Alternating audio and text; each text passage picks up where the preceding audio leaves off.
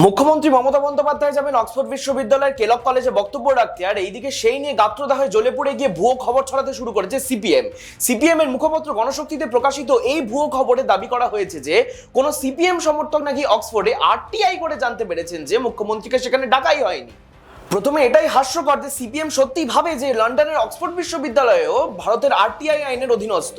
দ্বিতীয়ত, জ্যোতি বসু ইংরেজি শিক্ষা তুলে দিয়েছিলেন বলে বোধহয় অক্সফোর্ডের উত্তর বুঝতে পারেননি কমরেডরা, কারণ সেখানে লেখা কোন কলেজে কি অনুষ্ঠান হচ্ছে তার কেন্দ্রীয় লগ বিশ্ববিদ্যালয়ের কাছে থাকে না। তারপর দেখুন এই video. Delighted to say that I extended an invitation for the Honourable Chief Minister to visit Oxford and share her wisdom with us. অক্সফোর্ডের প্রো ভাইস চ্যান্সেলর মুখ্যমন্ত্রীকে বাণিজ্য সম্মেলন থেকে আমন্ত্রণ জানিয়ে গিয়েছিলেন, আর দেখে নিন কেলক কলেজের আমন্ত্রণের চিঠি, এমনকি অক্সফোর্ড টক সাইটেও এই অনুষ্ঠান রেজিস্টার্ড। ধরা পড়ার পর অশিক্ষিত কমরেডরা বলা শুরু করেছে যে কোনো কলেজে বক্তব্য রাখা মানে বিশ্ববিদ্যালয়ে বক্তব্য রাখা নয়, কিন্তু এই মন্তব্য সত্য হয় কলকাতা বিশ্ববিদ্যালয়ের মতো ইউনিভার্সিটিতে যেখানে কলেজিয়েট সিস্টেম নেই, কিন্তু অক্সফোর্ডে কলেজিয়েট সিস্টেম থাকায় যে কোনো কলেজে বক্তব্য রাখা মানেই অক্সফোর্ডে বক্তব্য রাখা।